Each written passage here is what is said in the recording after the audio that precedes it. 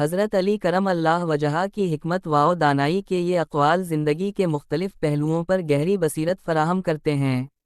ان اقوال میں نہ صرف دنیاوی اور دینی کامیابی کے اصول بیان کیے گئے ہیں بلکہ انسانی زندگی کے وہ بنیادی اصول بھی واضح کیے گئے ہیں جنہیں اپنا کر انسان عزت، کامیابی اور روحانی سکون حاصل کر سکتا ہے۔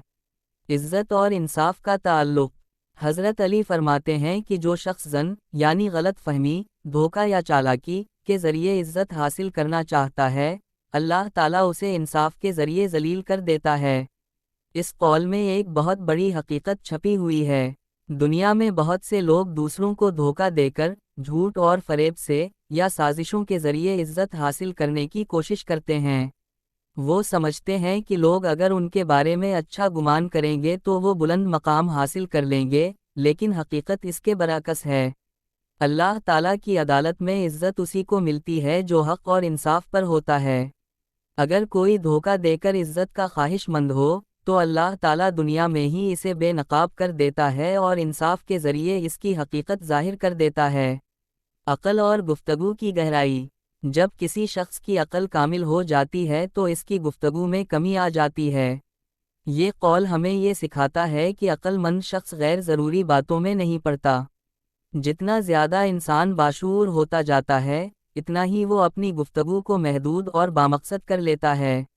نادان لوگ فضول گفتگو میں اپنا وقت ضائع کرتے ہیں، جبکہ عقل مند لوگ سوچ سمجھ کر بولتے ہیں اور زیادہ تر خاموشی اختیار کرتے ہیں۔ ایک عربی مقولہ بھی ہے، خاموشی حکمت ہے اور کم بولنا عقل کی علامت ہے۔ صبر کی دو اقسام۔ حضرت علی صبر کی دو صورتوں کو بیان کرتے ہیں۔ جو ناپسند ہو اسے برداشت کرنا۔ زندگی میں مشکلات آتی ہیں، تکلیفیں اور آزمائشیں آتی ہیں، لیکن جو صبر کرتا ہے وہی کامیاب ہوتا ہے۔ جو پسند ہو اس کا انتظار کرنا۔ کبھی انسان کو اپنی پسند کی چیز فوری طور پر نہیں ملتی، اس کے لیے وقت کا انتظار کرنا پڑتا ہے۔ جو لوگ صبر سے انتظار کرنا جانتے ہیں وہ آخرکار اپنی منزل حاصل کر لیتے ہیں۔ یہ صبر کی وہ حقیقت ہے جو دنیا میں کامیاب لوگوں کی پہچان ہے۔ بے صبری ہمیشہ نقصان کا باعث بنتی ہے، جبکہ صبر ہمیشہ بہتر نتائج لاتا ہے۔ فحاشی اور ہلاکت۔ حضرت علی فرماتے ہیں، جو قوم اعلانیہ فحاشی کا ارتکاب کرے، ان پر موت کو مسلط کر دیا جاتا ہے۔ یہ ایک بہت ہی اہم پیغام ہے۔ تاریخ گواہ ہے کہ جب بھی کوئی قوم فحاشی، بے حیائی اور گناہوں میں حد سے بڑھ جاتی ہے تو وہ قوم تباہ ہو جاتی ہے۔ اللہ تعالیٰ نے قرآن میں بھی ان قوموں کا ذکر کیا ہے جو بے حیائی کی وجہ سے ہلاک کر دی گئیں، جیسے قوم لوط۔ آج کے دور میں بھی ہم دیکھ سکتے ہیں کہ جہاں بے حیائی اور برائیاں عام ہو رہی ہیں، وہاں مختلف آفات اور مسائل پیدا ہو رہے ہیں۔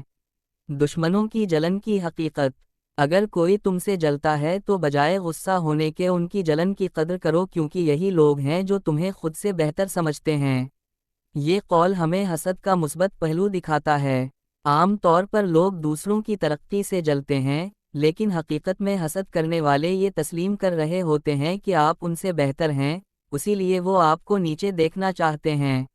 ایسے لوگوں پر غصہ کرنے کے بجائے ہمیں ان کی جلن کو اپنی ترقی کا معیار سمجھنا چاہیے اور مزید محنت کرنی چاہیے۔ جھوٹ کی تباہی۔ جھوٹ انسان کی بربادی کا پہلا زینہ ہے۔ یہ ایک بہت بڑی حقیقت ہے۔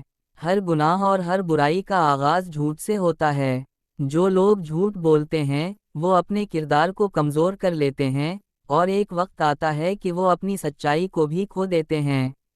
جھوٹ صرف ایک وقتی فائدہ دیتا ہے، لیکن اس کے نتائج ہمیشہ نقصان دہ ہوتے ہیں۔ نماز کی اہمیت۔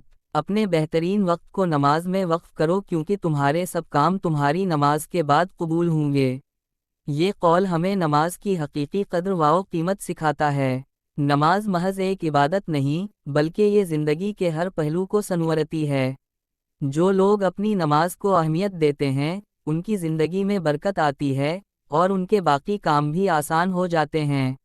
انسانیت کی پہچان۔ انسانیت بہت بڑا خزانہ ہے، اسے لباس میں نہیں انسان میں تلاش کرو۔ یہ قول ہمیں سکھاتا ہے کہ کسی کی عزت اس کے لباس، مال یا رتبے کی وجہ سے نہیں کرنی چاہیے، بلکہ اس کے کردار اور اخلاق کی وجہ سے کرنی چاہیے۔ مال و دولت میں اضافہ کا راز۔ اگر مال و دولت میں اضافہ چاہتے ہو تو اپنے سے کم حیثیت والوں کو اپنا دوست رکھو۔ یہ قول ایک گہری حکمت رکھتا ہے۔ جب انسان ان لوگوں کے قریب رہتا ہے جو اس سے کم حیثیت رکھتے ہیں، تو وہ عاجزی اور قناعت سیکھتا ہے، اور اس کے مال میں برکت ہوتی ہے۔